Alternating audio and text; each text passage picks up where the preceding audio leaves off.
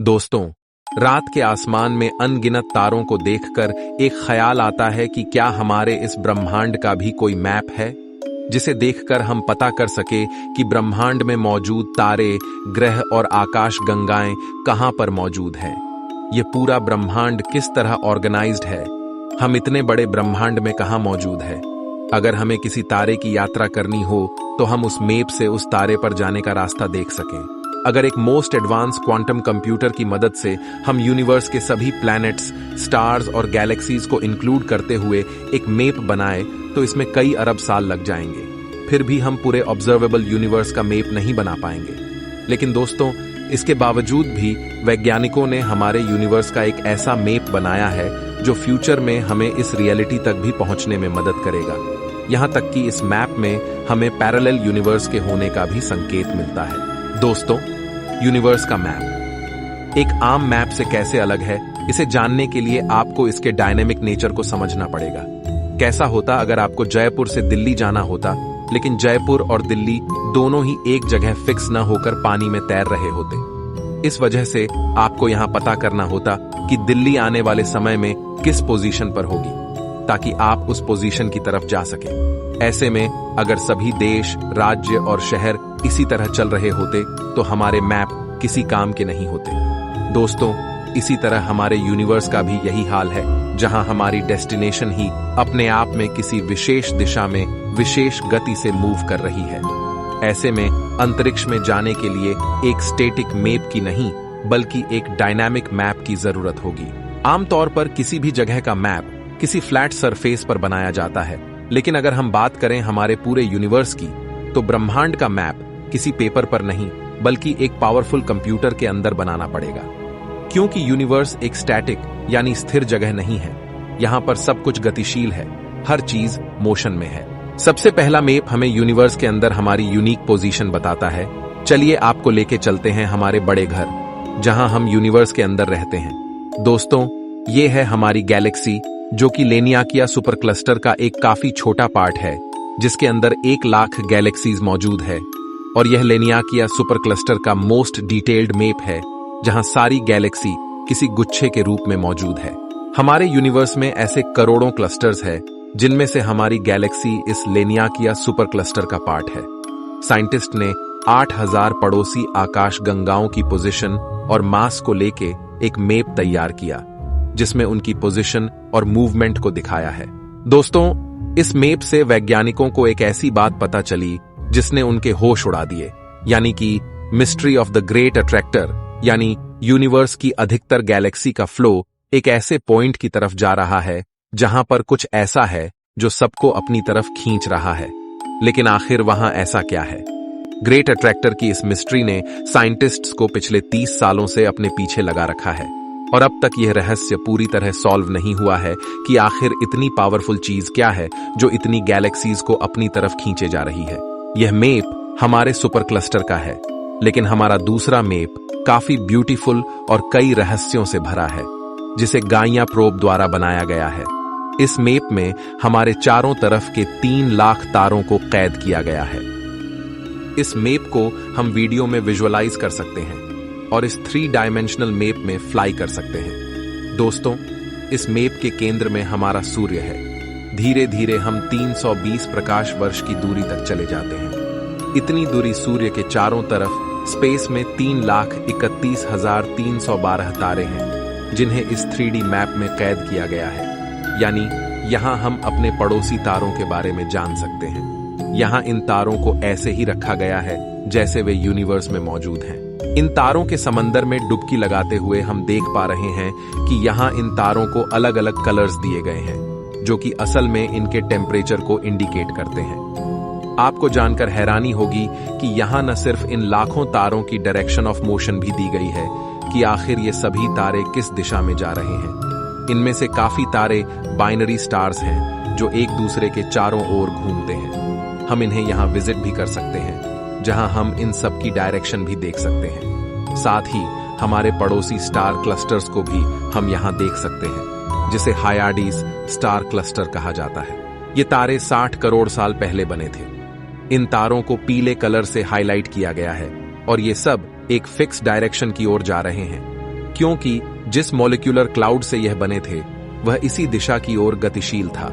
यही पास में दूसरे स्टार क्लस्टर कोमा बेरेनिस भी मौजूद है, जिन्हें पीले कलर में दिखाया गया है और इनकी डायरेक्शन भी हम देख पा रहे हैं। अब अगर हम अपने इस मैप से बाहर आकर देखें तो हमें सारे 3 लाख तारे एक साथ 100 पार्सेक वॉल्यूम के अंदर दिख रहे हैं। लेकिन जैसे जैसे हम इससे दूर जा रहे हैं हमें पता चलता है कि हमारी गैलेक्सी के मुकाबले यह रीजन काफी छोटा है।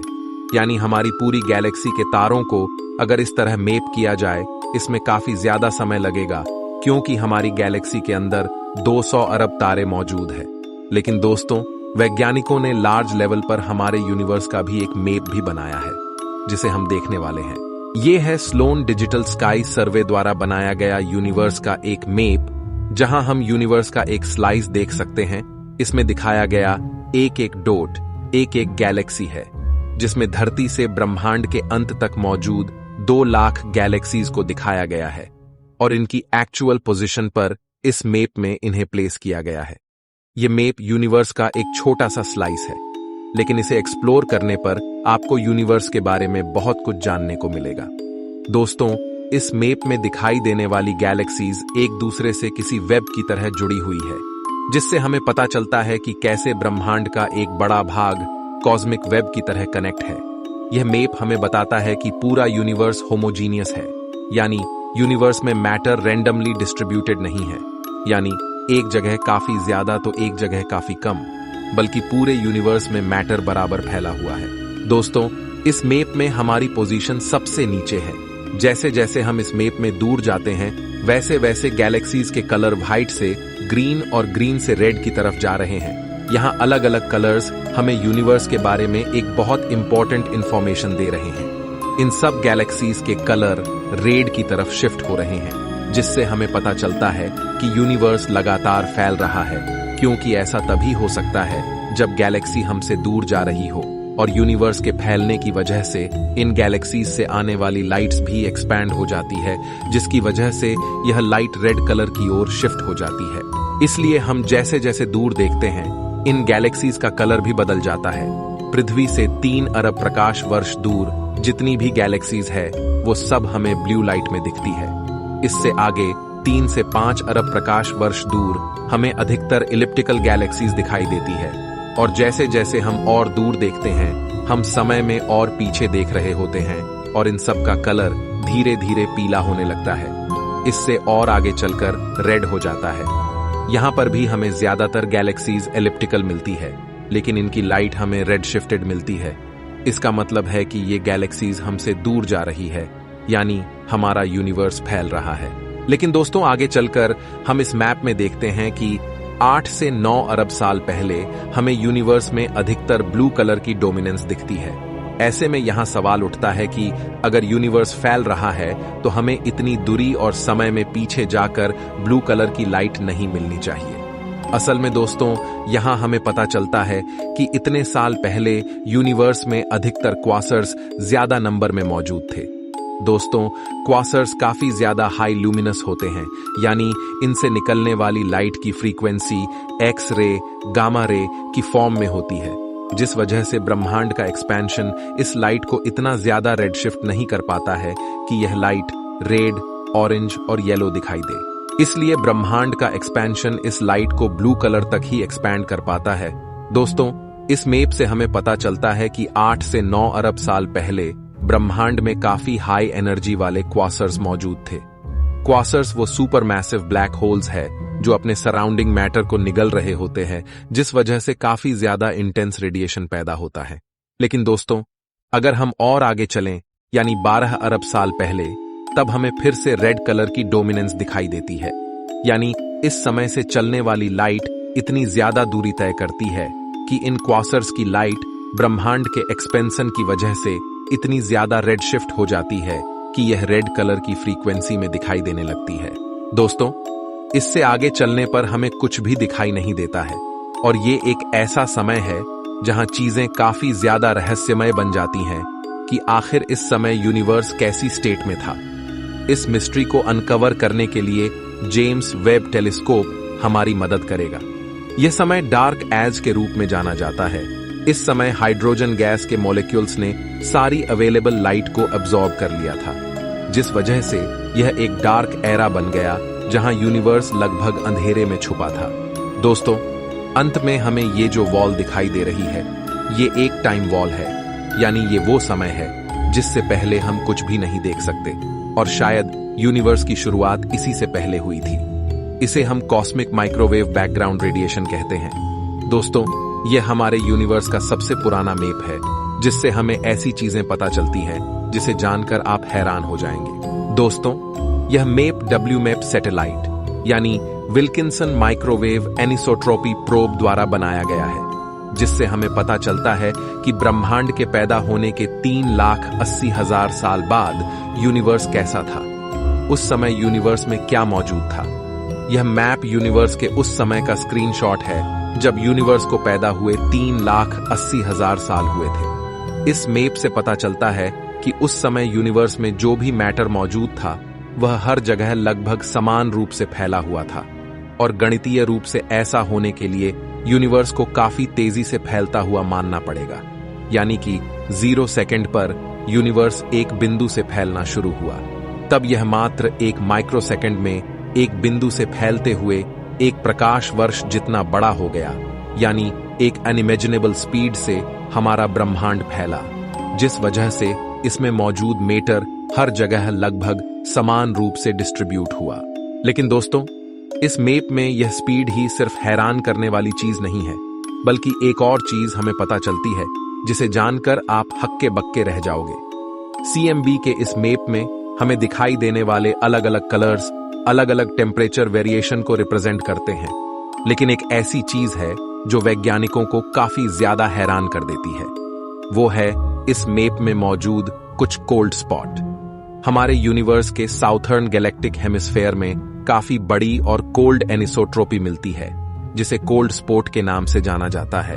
ये एक ऐसा रीजन है जहां टेम्परेचर यूनिवर्स के बाकी जगहों की बजाय काफी कम है।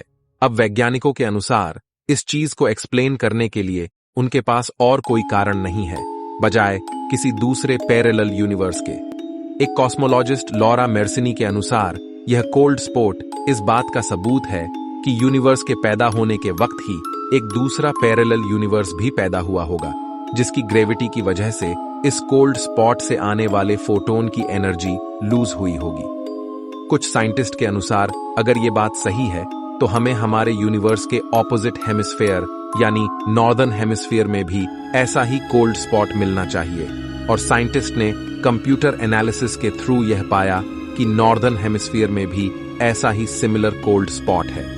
ऐसे में कुछ साइंटिस्ट इस एविडेंस को पैरेलल यूनिवर्स के होने का प्रूफ मान रहे हैं। वहीं कुछ वैज्ञानिकों का मानना है कि हमारा यूनिवर्स किसी दूसरे बबल यूनिवर्स से टकराया होगा, जिस वजह से यह अनोमली पैदा हुई, क्योंकि इतनी बड़ी अनोमली को किसी भी नॉन फिजिक्स के नियमों से एक्सप्लेन नहीं किया जा सकता। हालांकि कुछ रिसर्चर्स के अनुसार हम इस मिस्ट्री से तभी पर्दा उठा पाएंगे जब हम नए टेलीस्कोप जैसे जेम्स वेब के थ्रू कुछ नया डेटा ले सके, जिससे हमें कुछ नई जानकारी प्राप्त हो। तो दोस्तों, ऐसे में आपको क्या लगता है? क्या सच में यूनिवर्स का यह ओल्डेस्ट मैप हमें पैरेलल यूनिवर्स दिखा रहा है या कुछ और? आपको यह मैप एक्सप्लोर करके कैसा लगा? कमेंट में मुझे अपनी राय जरूर बताएं। मैं मिलता हूं आपसे किसी अगले वीडियो में, तब तक के लिए ब्रह्मांड में घूमते रहिए।